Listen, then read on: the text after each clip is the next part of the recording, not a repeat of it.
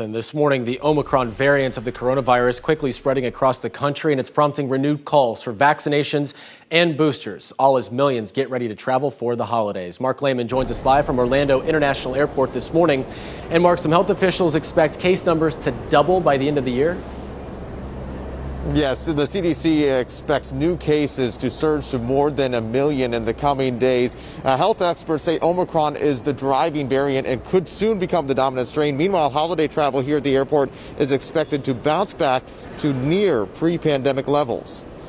I think it's going to be pretty rough now, heading into the holidays and then the early part of the new year.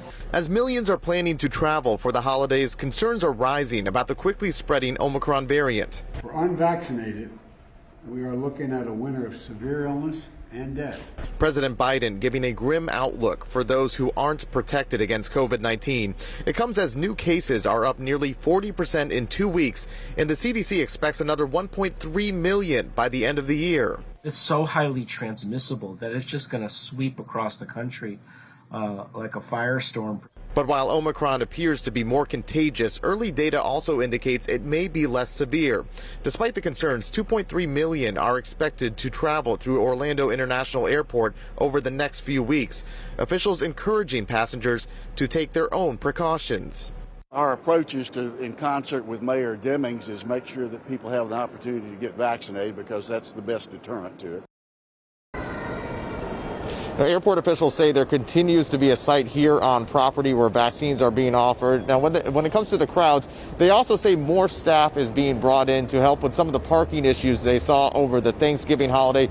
They're definitely going to need it, as tomorrow is expected to be the busiest day for this holiday travel period. For now, reporting live at OIA, Mark Lehman, Getting Results, News 6. Thank you, Mark. And while so far doctors say most cases tied to the Omicron variant have not shown the same level of illness as previous strains, one thing we do know is that it's spreading rapidly. Omicron has shown the ability to transmit from person to person even more easily than Delta, if you can imagine that. Dr. Jason Salemi, a professor of epidemiology at USF, also says early data shows Omicron may be more likely to reinfect people who have already had the virus. And that's why he says it's more important than ever to not only be vaccinated, but to get your booster shots as well.